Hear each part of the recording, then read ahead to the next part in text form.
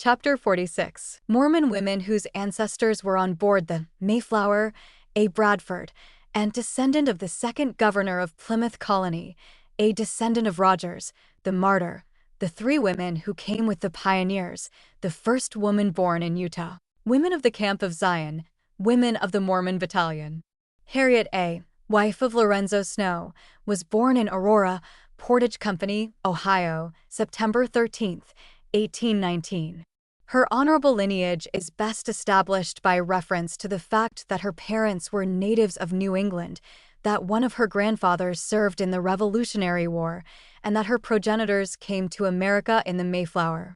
At 25 years of age, she embraced the gospel, and in 1846 gathered with the church at Nauvoo.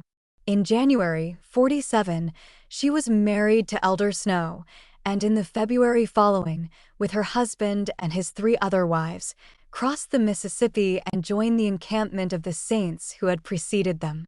Thence to Salt Lake Valley, her story is not dissimilar to that of the majority of the saints, except in personal incident and circumstance. A praiseworthy act of hers during the trip across the plains deserves historical record, however. A woman had died on the way, leaving three little children, one of them a helpless infant.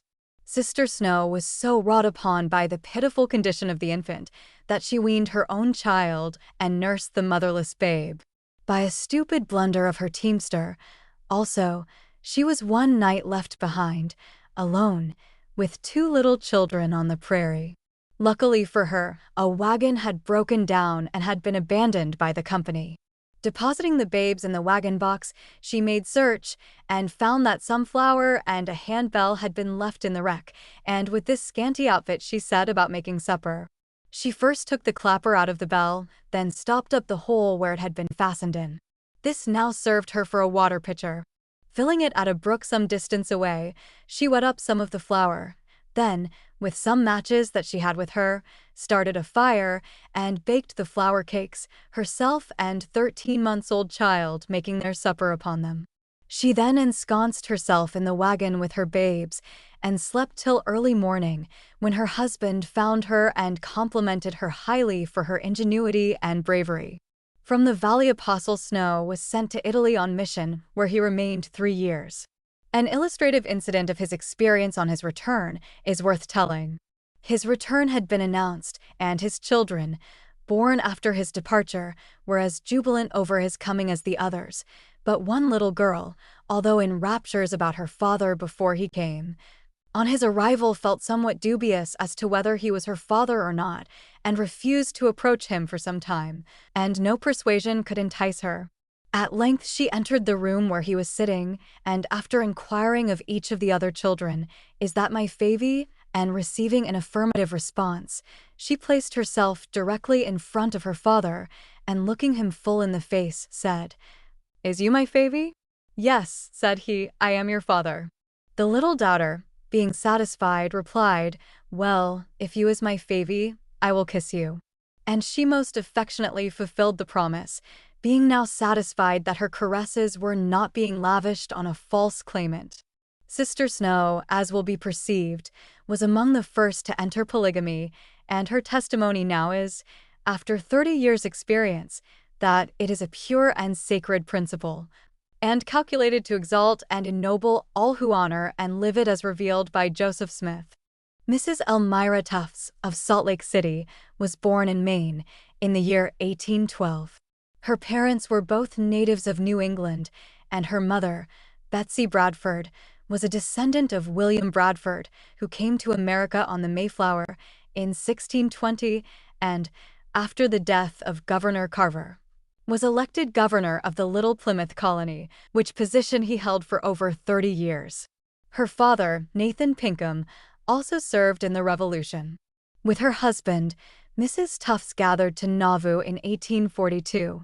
With the body of the church, they shared the vicissitudes of the Exodus and finally the gathering to the valley. Here Mr. Tufts died in 1850. Mrs. T. had the pleasure of visiting the recent centennial exhibition and declares that this is the height and acme of America's grandeur. The grand display, she says, which all nations were invited to witness, is like the bankrupt's grand ball, just before the crash of ruin. Vienna Jacques was born in the vicinity of Boston in 1788. She went to Kirtland in 1833, being a single lady and very wealthy. When she arrived in Kirtland, she donated all of her property to the church. She is one of the few women mentioned in the Book of Doctrine and Covenants. Her lineage is very direct to the martyr John Rogers. She is still living and retains all of her faculties. The three women who came to the valley with the pioneers are deserving of mention in connection with that event. Mrs. Harriet Page Wheeler Young, the eldest of the three above mentioned, was born in Hillsborough, N.H., September 7, 1803. She was baptized into the Mormon connection in February 1836 at New Portage, Ohio, went with the Saints to Missouri, and was expelled from that state in 1839, went from there to Nauvoo, and in the spring of 1844 was married to Lorenzo Dow Young, brother of President Young. She was with her husband in the Exodus, and, on the 7th of April, 1847, in company with Helen Saunders, wife of Heber C. Kimball, and Clara Decker, wife of President Young, accompanied the pioneers on their famous journey to the Valley of the Great Salt Lake. They arrived in the valley on the 24th of July, 1847, and camped near what is now Main Street, Salt Lake City. Plowing and planting was immediately commenced, and houses were soon reared in what was afterwards called the Old Fort. On the 24th of September, following, she presented to her husband a son, the first white male child born in the valley. In the early days, as is well known, the new settlers of Salt Lake were considerably troubled with Indian depredations. One day, when Uncle Lorenzo was gone from home and his wife was alone, an Indian came and asked for biscuit. She gave him all she could spare, but he demanded more, and when she refused, he drew his bow and arrow and said he would kill her. But she outwitted him.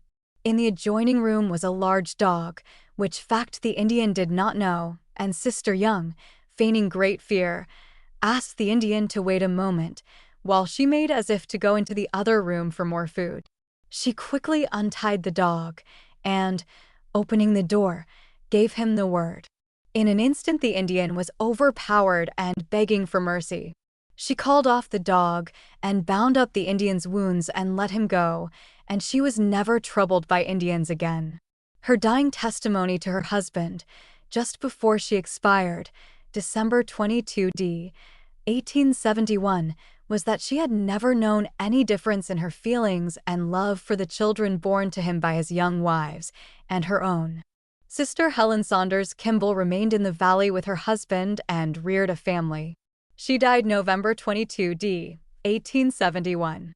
Clara Decker Young is still living and has an interesting family. Here may very properly be mentioned the first daughter of Deseret, or, more strictly speaking, the first female child born in Utah.